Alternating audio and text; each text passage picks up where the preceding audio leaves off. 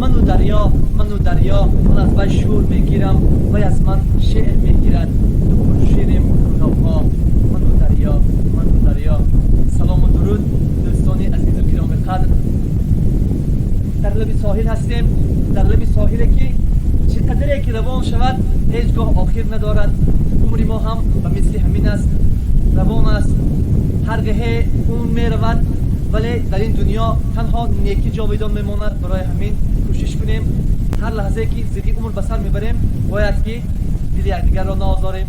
هر لحظه غنیمت است. برای همین ما باید که همه وقت شاد و خرسند باشیم، در دلمون یگان غم و اندوه را جای ندهیم.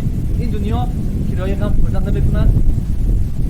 چنانه که میگوید ای داده و باد عمر از نادانی، تو قیمت عمر خویش کی میدانی؟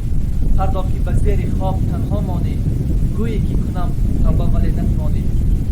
ولی واقعا درست است که وقت از آنه که ما این دنیای فانی را پدرود میگوییم دیگر هیچ چیز از ما تنها کارهای نیک کرده‌مون میماند. این عمر به ابر نوبهاران ماند، این دیده به سیل کوهساران ماند. ای دوست چنان بیزی که بعد از مردن انگشت گزیدنی به یاران ماند. سلامت و سربلند باشید، هیچگاه دستگیری را فراموش نکنید. ما همه خوش باشیم. یک جان شکر.